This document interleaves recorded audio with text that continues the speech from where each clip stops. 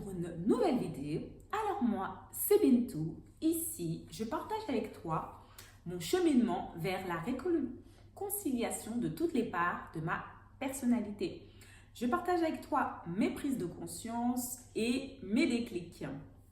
Je continue ma série sur mon oracle, la voix ancestrale, qui consiste à tirer une carte et te donner mon interprétation et répondre à une question.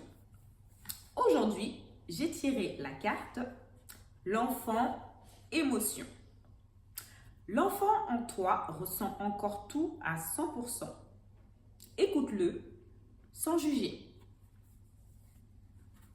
L'affirmation qui va avec, je console, j'écoute, je rassure mon enfant intérieur. La question, de quoi mon enfant a-t-il besoin aujourd'hui? Alors, je vais commencer par décortiquer le mot enfant émotion. Donc, lorsque j'ai commencé mon cheminement, je ne savais pas que j'avais un enfant à l'intérieur de moi.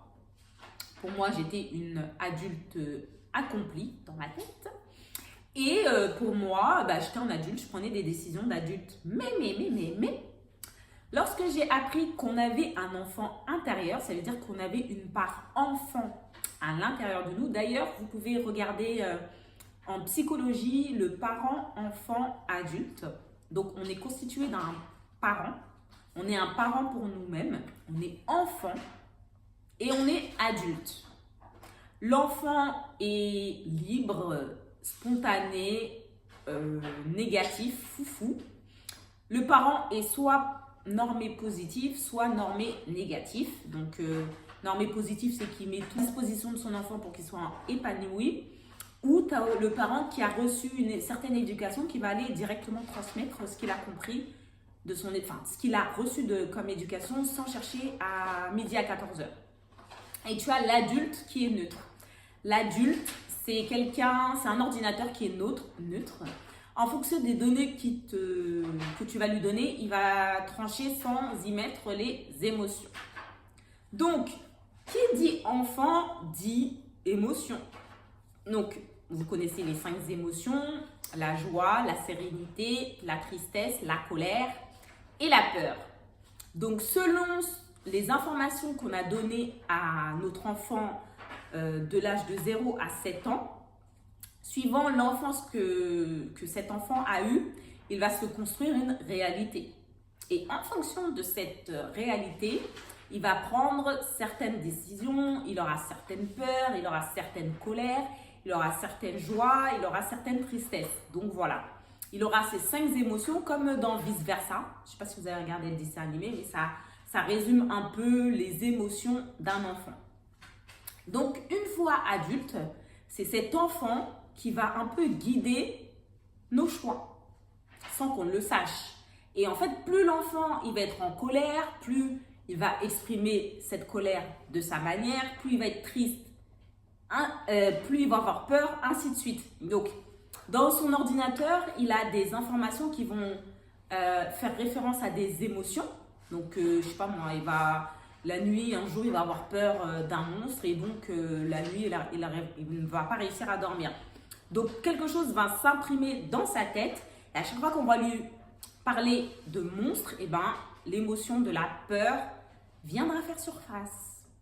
Me concernant, je suis une personne qui avait beaucoup de colère.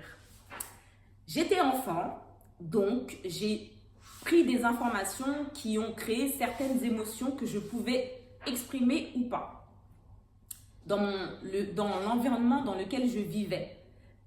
Donc, certaines émotions étaient autorisées et d'autres ne l'étaient pas. J'ai grandi comme ça en ayant une gestion émotionnelle qui était assez biaisée.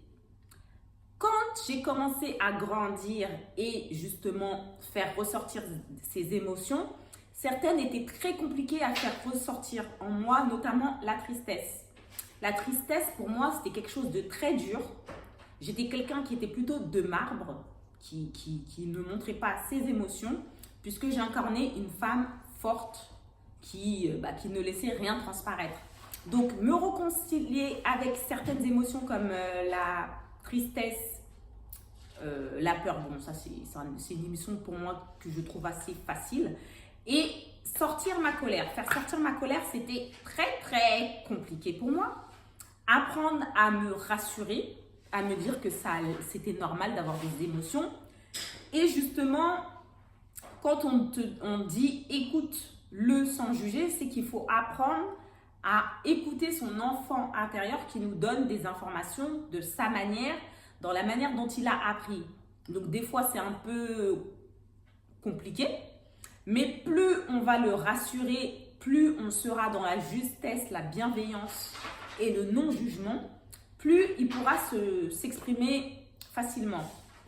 Pour ma part, je commence à me relier à la tristesse, puisque j'accepte de pleurer, parce que je sais que ça permet d'évacuer certaines émotions que mon corps a retenues.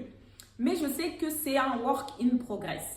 De même que la colère, je sais que c'est une émotion qui n'est pas négative, c'est une émotion qui va me donner des informations.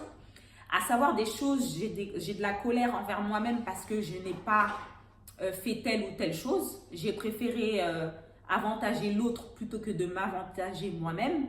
J'ai une certaine colère vis-à-vis de moi-même. Par contre, il ne faut pas que je la transmette à une autre personne en lui faisant dire à cause de cette personne, il m'est arrivé ça. Je suis le responsable de mes choix et de mes décisions, donc je ne peux m'en prendre qu'à moi-même. Donc cette colère, elle est là pour me dire attention, tu as privilégié l'autre au lieu de te privilégier. Donc, plus je vais prendre de la hauteur et essayer de décortiquer pourquoi cette émotion elle est venue, plus je gagnerai en intelligence émotionnelle. Donc ce travail m'a permis de comprendre ce que c'était l'intelligence émotionnelle et l'appliquer. De même que mon enfant intérieur, j'ai appris à comprendre quelles étaient ses blessures, le rassurer, penser ses blessures, guérir ses blessures et comment dire, qu'il me fasse confiance, enfin qu'il apprenne à me faire confiance, qu'il sache que je ne vais pas le juger, je ne vais pas le gronder, je vais être là pour l'aider, l'épauler pour qu'il se sente compris, entendu et à l'aise avec ma partie adulte. Et une fois que mon enfant est rassuré, il arrive à ne plus me mettre des bâtons dans les roues, puisque avec la peur, il va des fois vouloir me saboter, puisque comme c'est des choses qu'il ne connaît pas, et ben, qui dit inconnu dit peur. Qui dit peur de se faire rejeter dit un certain comportement. Qui dit peur de se faire abandonner donnera d'autres comportements.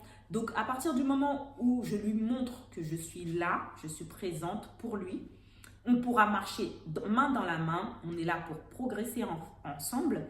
Plus il sera rassuré et plus il va me laisser l'espace pour aller vers l'inconnu, continuer mon cheminement. Parce que même pendant mon cheminement, je sais que mon enfant, il m'a saboté, il m'a mis le doute, mais c'est très subtil puisque il a une certaine façon de convaincre qui fait que toi-même, tu t'auto-convaincs que c'est ce qu'il y a de bien pour toi, mais en vérité, c'est juste la peur qui parle et qui te dit de rester dans ta zone de confort et de ne pas aller dans quelque chose que tu ne connais pas. L'enfant, il va plutôt privilégier des choses dont il a l'habitude, même si c'est négatif pour lui. Au moins, c'est un environnement qu'il connaît et qui ne lui fait pas peur, puisqu'il a déjà traversé ce chemin, il sait comment gérer. Par contre, tout ce qui est inconnu, ça lui fait peur parce qu'il ne sait pas. Donc, il préfère contrôler la situation que d'aller dans une zone où c'est inconnu pour lui. Donc, voilà le partage que je voulais te faire sur ce thème, l'enfant émotion. Je reprends la question pour voir est-ce que j'ai répondu ou pas. De quoi mon enfant a-t-il besoin aujourd'hui? Mon enfant a besoin de patience. Mon enfant a besoin de se sentir utile, même s'il l'est déjà, parce qu'il est utile. Il a besoin de créativité, il a besoin de s'amuser, et il a besoin de se reposer. Son système nerveux l'a tellement fait travailler qu'il doit apprendre à faire le calme autour de lui et surtout dans son intérieur.